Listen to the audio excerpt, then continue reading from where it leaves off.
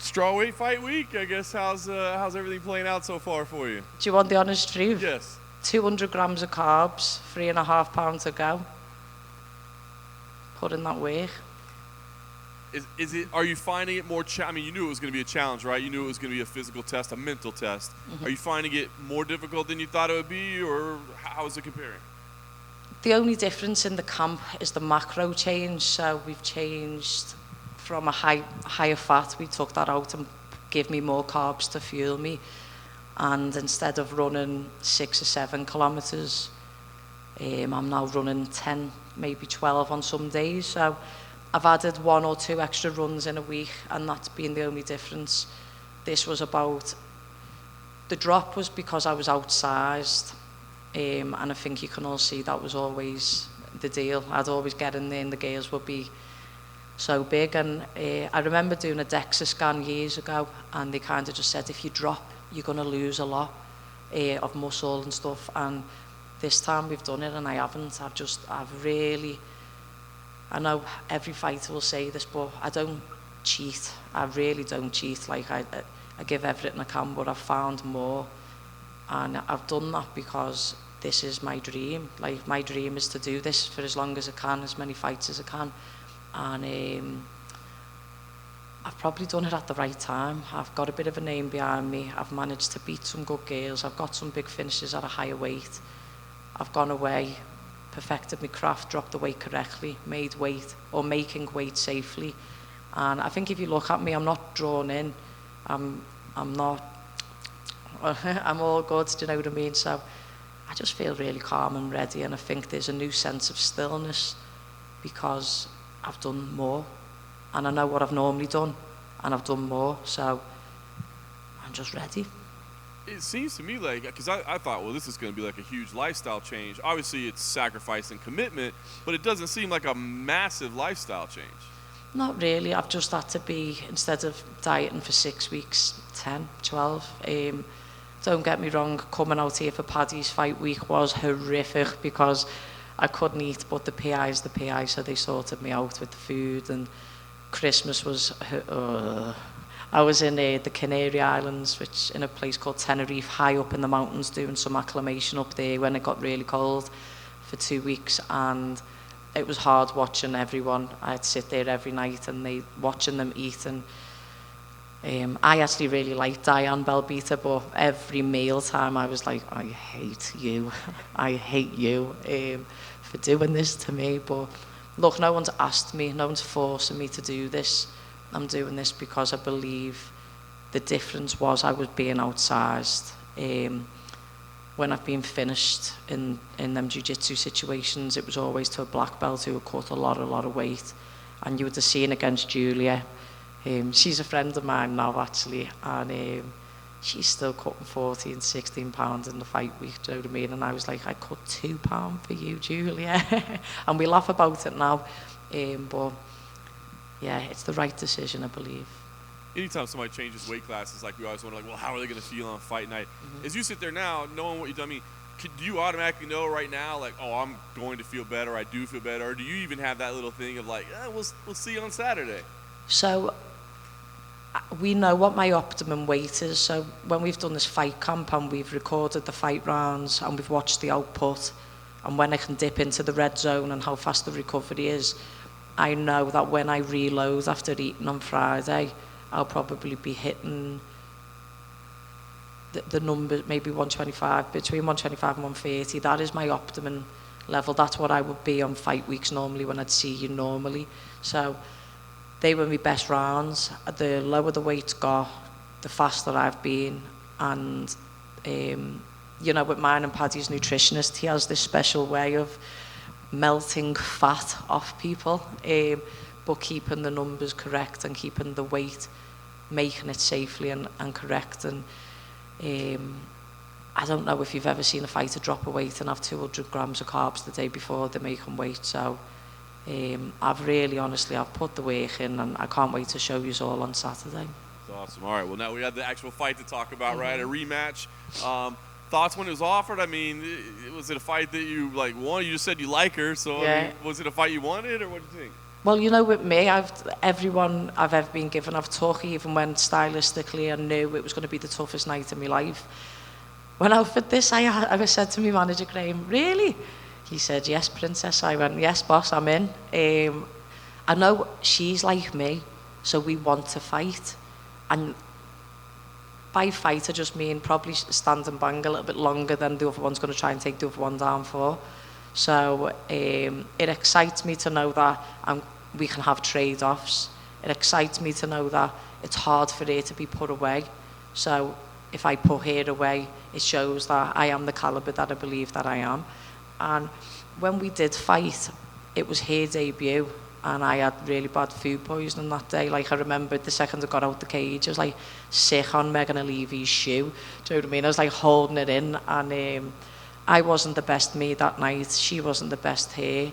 We've both gone away, give our life to this craft. I feel like me, her, and Gillian Robertson are all quite similar, and we love this game, and we learn on the job, and we learn in front of everyone else, and we just want to fight. And I'm getting a solid dance partner in that, and yeah, I don't even know what she's saying about me, but I'm sure it's nothing too bad. She said she respects you, she likes you, and she's like, there's no way this fight isn't going to be amazing. She's like, we both love to stand and bang. Yeah. I think that's exactly what's going to happen. I think the respect is there for both of us, you know, and it doesn't have to be. You'll see that sometimes when two athletes really respect each other, you get the best out of each other in the octagon. So let's go, girl.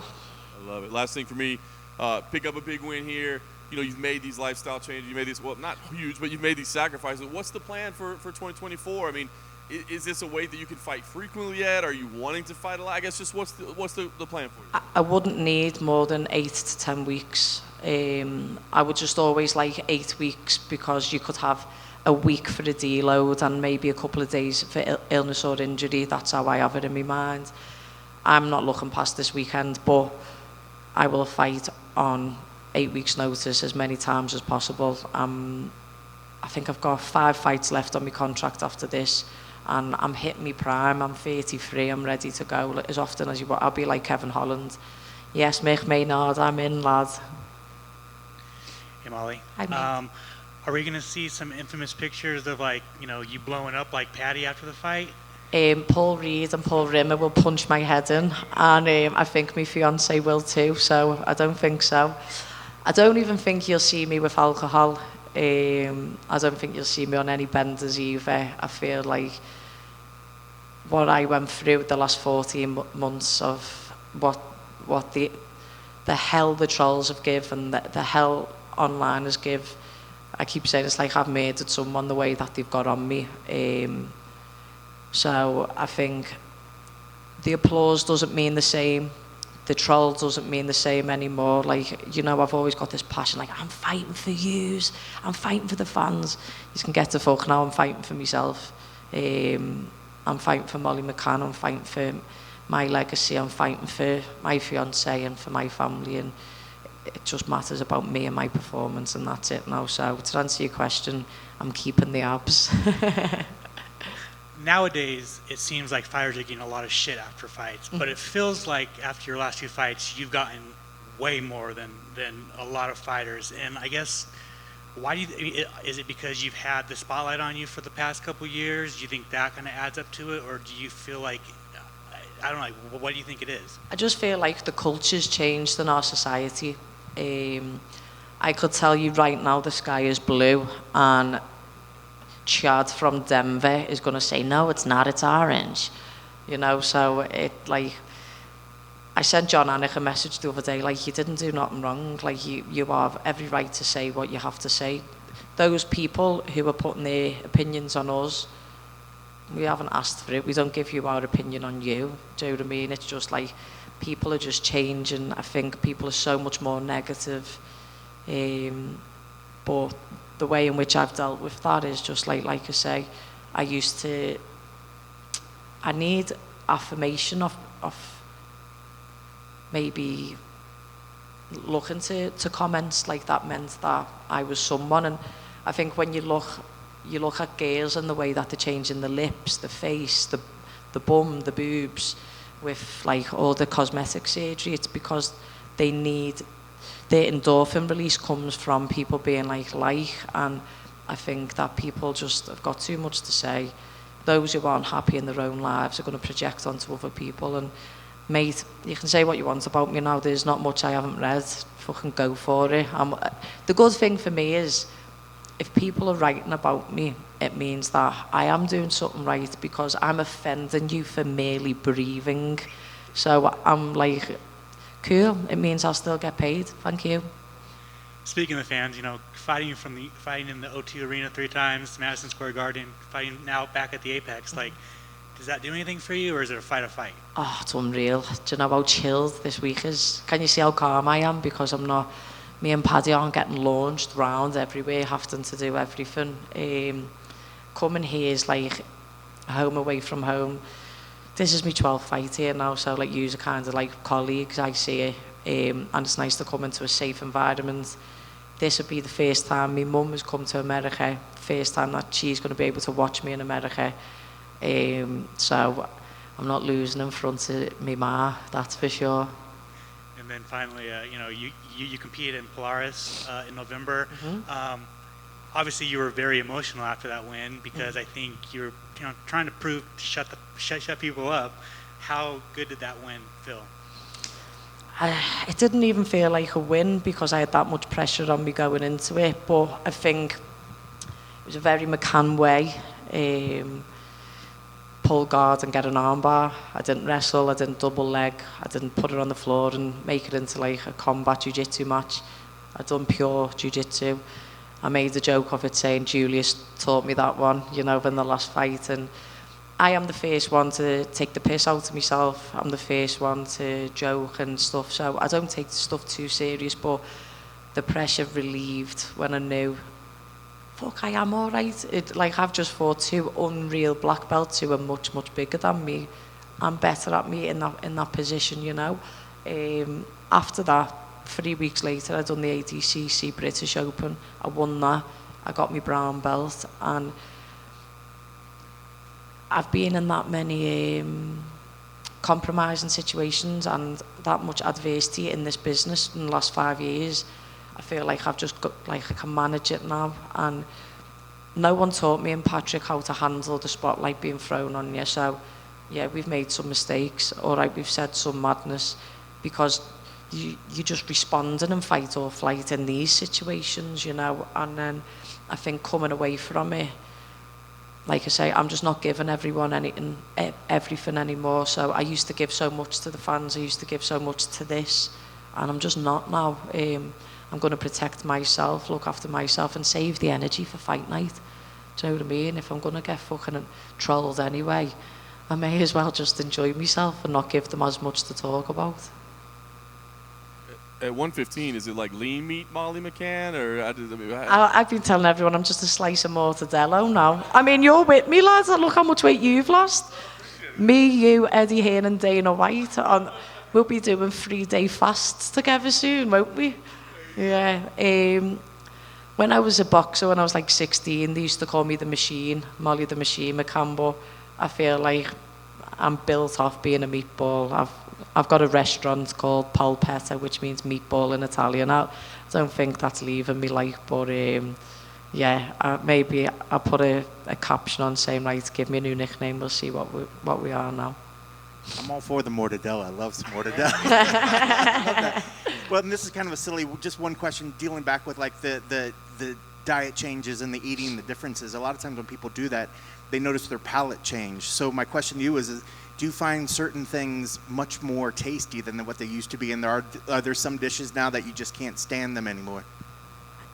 I'd probably eat a shit sandwich now. That's how shit on toast.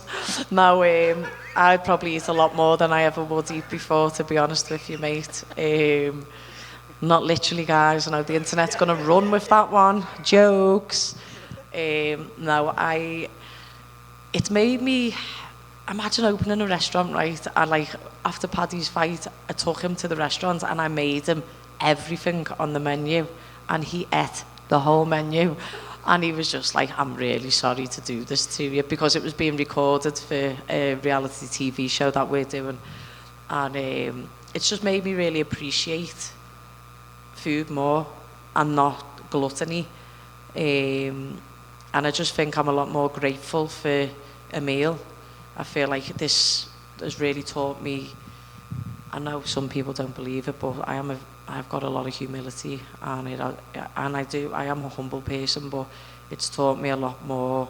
It's made me more grounded, and just when you look at what's going on in the Middle East and things, and in country, I'm not going to make it like a political thing, but when you see that there's little babies dying, starving all over, it's just like, I'm good, do you know what I mean? Like, I'm getting a meal, I've got a house, I've got heating on, and I fight for the best promotion in the world, win, lose or draw. So I'm just a very grateful person who will be grateful for some more carbs on Friday. And do you think that is the no alcohol or the pulling back from drinking alcohol, is that something that you think you're going to stick with? I feel like I've always celebrated with the booze, do you know what I mean? And that's where I end up probably getting in trouble a lot of the time, or put my foot in it. I feel like what this has taught me is about accountability, and I feel like maybe more moderation. I'm teaching myself moderation, and maybe I won't annoy people with my high-pitched voice as much if I'm not fully loaded on the Guinness or the gin. But I wouldn't say like I'm going to be sober for the rest of my life, because I'll definitely probably cheers one on Saturday maybe, but it's something that I said literally last week to my fiance, I think I enjoy life more not being pissed out my head all the time. An exception will probably be when I go to watch Everton Football Club, because watching that soccer team, football team play is painful, so it numbs the pain. That's awesome. Best of luck on Saturday. Thank you, boss. Am I done? Thank you, team. See you on Saturday.